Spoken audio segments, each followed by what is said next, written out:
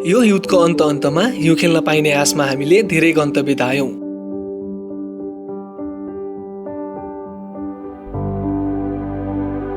तर हिउँ खेल्न त परै जाओस्, अलिअलि हिउँ भेट्न समेत हामीलाई हम्मे पर्यो। एक मनले भन्दै थियो यो पालि हिउँ खेल्न किस्मतमा लेखिएको रहेनछ, तर अर्को मनले भन्दै थियो मेहनत गरेपछि किस्मत बदल्न पनि त सकिन्छ। र यो वर्ष अन्तिम पटक हिउँ खेल्नको लागि मेहनत गर्ने अठोट गरियो। हामीले नार फू जाने योजना बनायौं। द लस्ट भ्याली भनेर चिनिने मनाङको यो गन्तव्य हिउँद महिनामा निकै चिसो हुने गर्छ। जाडोले गर्दा गाउँभरिमै 2-3 जना स्थानीय मात्र भेटिने कुरा त्यही गएर थाहा पायौं।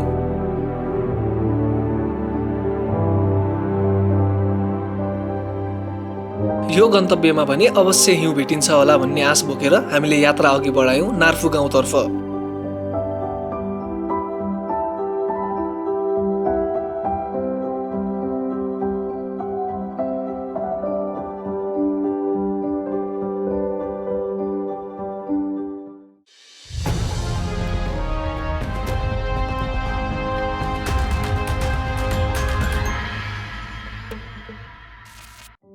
पहिले फू गाउँ घुमेर हामी नार गाउँतर्फ आयौं। यसो गर्नुको मुख्य उद्देश्य भनेको काङ्ला पास हान्नु थियो।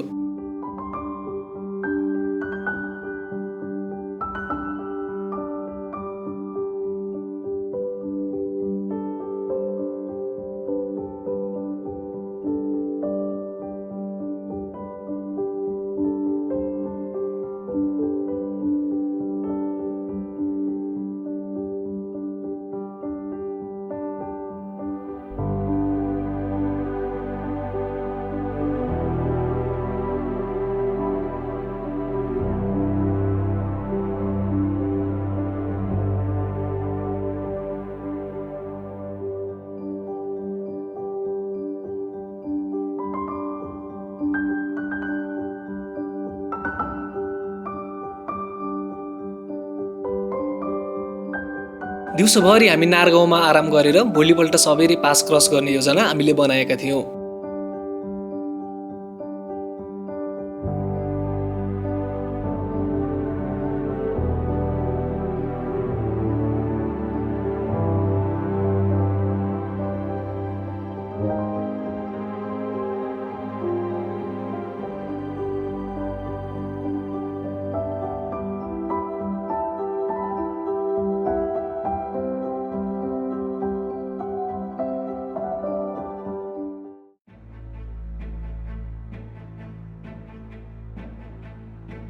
तर साँझपख मौसम एकदमै प्रतिकूल हुँदै गइरहेको थियो। आकाश कालो बादलले ढाकिरहेको थियो। प्रकृतिले केही संकेत दिन खोज्दै थियो। भोलिपल्ट पास क्रस गर्न सकिने झिनो आश बोकेर हामी त्यो रात सुत्न गयौं। भोलिपल्टको बिहानले भने हामीलाई आश्चर्यचकित तुल्यायो। आज चाहिँ म तपाईहरुलाई स्वर्गको दर्शन गराउँदैछु। ओहो,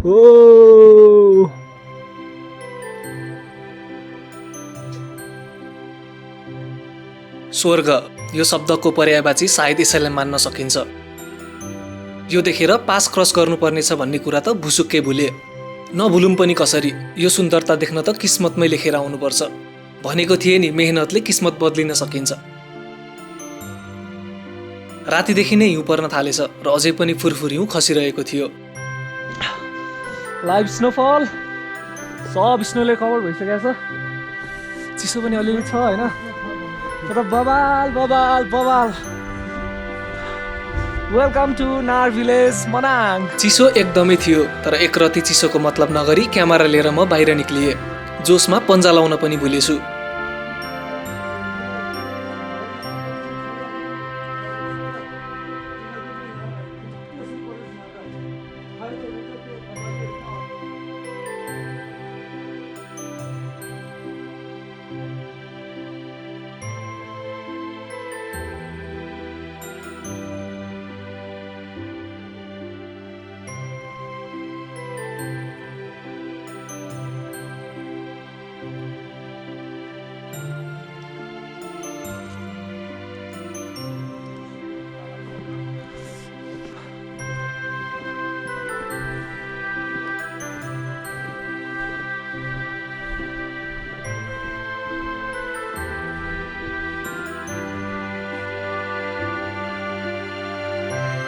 हिजो बेलुका चाहिँ केही पनि थिएन, सुक्खा सुक्खा थियो, तर राति उठेर हेर्दा चाहिँ अति बवाल स्नो परेको रहेछ। So enjoying the snowfall. ओहो, यु गट लक्की भनौँ।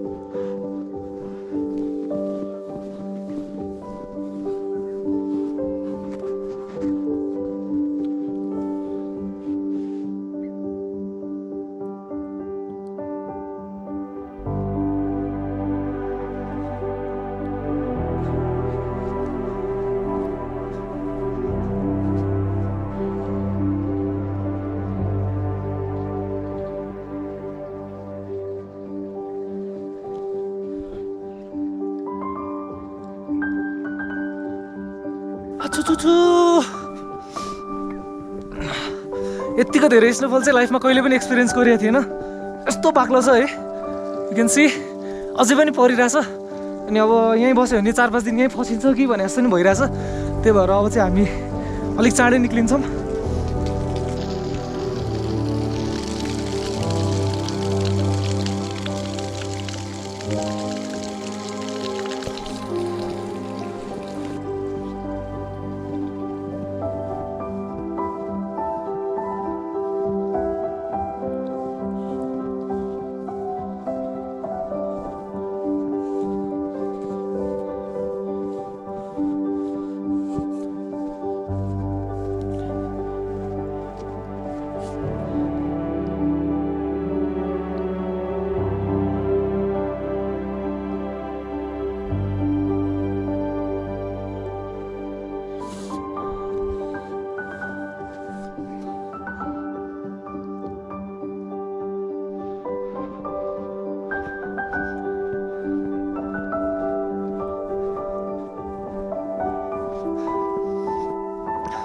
अब हामीसँग भएको जुत्ताले त धान्दैन, त्यही भएर मैले त्यहाँको दाइको गुम्बुट उठाएर लिएर आएको छु यहाँ हल्का खिच्नलाई।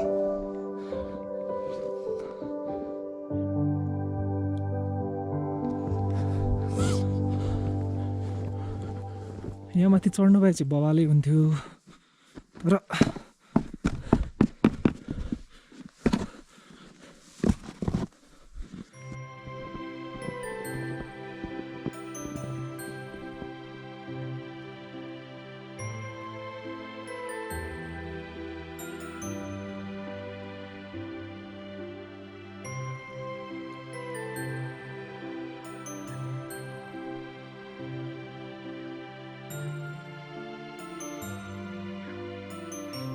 ल this is the view of नार village Manang after snowfall.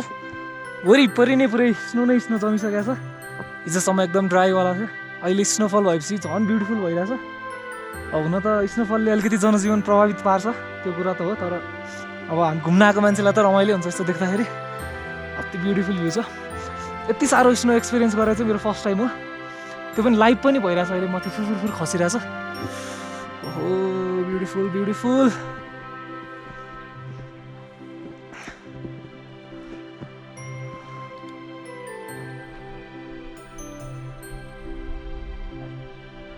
Hello everyone, नमस्ते फ्रम नार भिलेज मनाङ।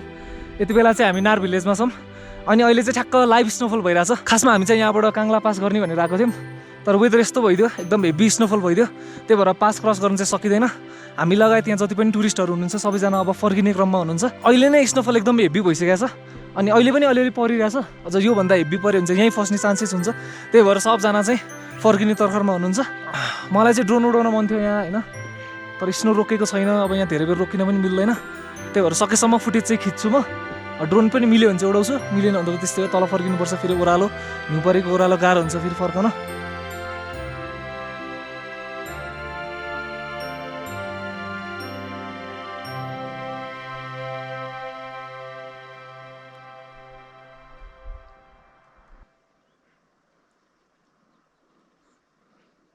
एउटा ठुलो सपना थियो हेभी स्नोफल एक्सपिरियन्स गर्ने अनि सर्टहरू खिच्ने भनेर। सो त्यो चाहिँ आज पुरा भएको छ। You can see the view.